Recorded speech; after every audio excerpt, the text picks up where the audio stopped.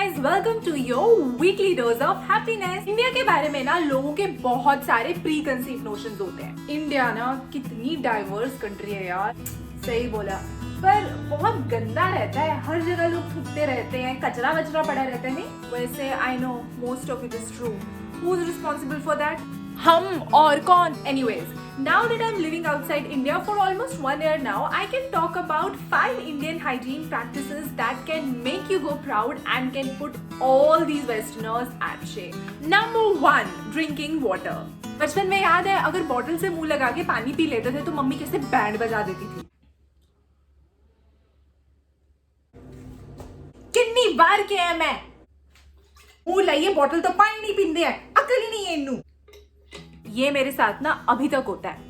कभी आपको ऐसे मम्मी से गाली पड़ी है? While in India we are strictly forbidden to drink water directly from bottle, Westerners have a habit of drinking water directly from bottle. Westerners का ये फंडा होता है कि यार मेरी सिंगल बॉटल है, मैं थोड़ी ना कहीं शेयर कर रहा हूँ, मेरा मुंह है, मेरी बॉटल है, मैं पी रहा हूँ तो तुमको क्या प्रॉब्लम है. ये तो वही बात होगी, तुझको मिर्ची लगी तो मैं क्या करूँ. Well, when you drink water directly from the bottle, the water falls back into the bottle along with the saliva and can become a breeding ground of germs. In fact, there is another scientific angle to it as well. अगर आप directly bottle से ना पीकर glass में डालकर पानी पीते हो, तो you let the water sit in your mouth for a few seconds, which helps alkaline saliva reach stomach to neutralize acid level in stomach. देखा, आम के आम और गुठलियों के दाम.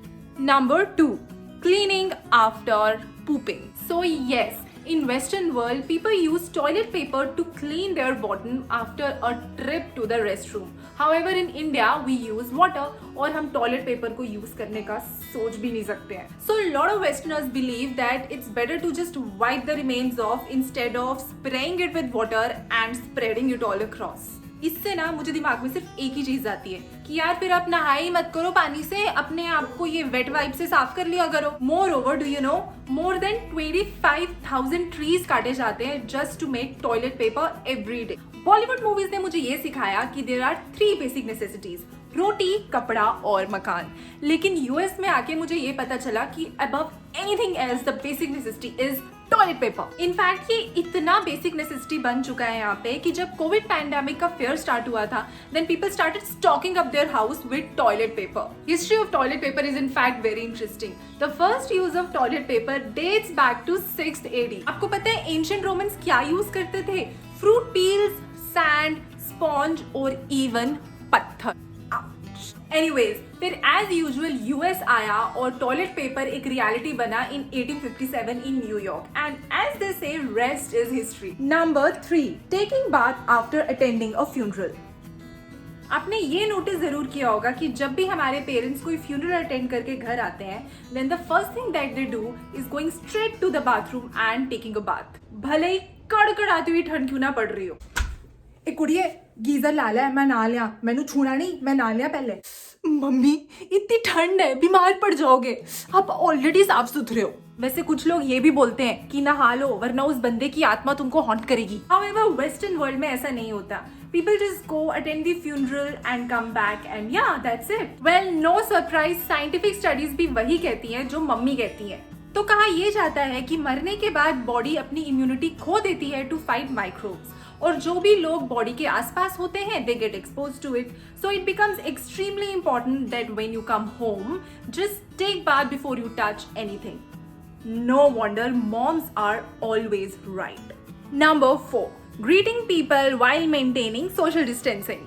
पूरी दुनिया में हैशटैग सोशल डिस्टेंसिंग अभी पॉपुलर हो रहा है, लेकिन इंडिया में तो ये हम पहले से ही प्रैक्टिस करते थे. In India we follow the practice of greeting each other by doing namaste, of course excluding our friends and colleagues.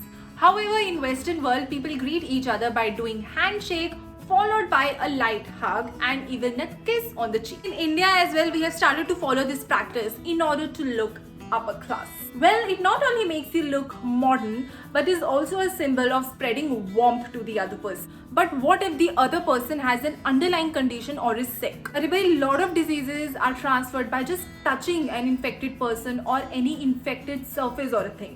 वैसे तो कोरोना के बाद तो ये बताने की जरूरत है नहीं. Number 5, applying haldi during marriage ceremonies. Okay, so it's not really an Indian hygiene habit, पर एक बहुत ही इंपॉर्टेंट ट्रेडिशनल इंडियन रिचुअल है जिसमें शादी से पहले लड़का और लड़की को हल्दी का उपटन लगाया जाता है।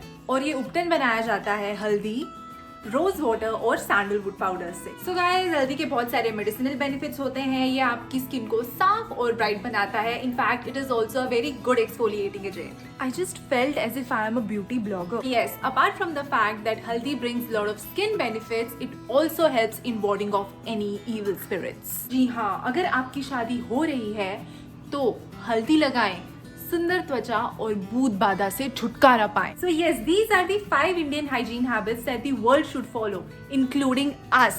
Don't forget your roots, हाँ? आई होप आपको ये वीडियो पसंद आया हो, और अगर पसंद आया है तो प्लीज मेक श्योर कि आप ये चैनल को सब्सक्राइब करो और कमेंट करके मुझे अपने थॉट्स भी बताओ। And there are more fun videos for you as well. देखो देखो, मजा आएगा। And stay tuned for more weekly dose of happiness every week.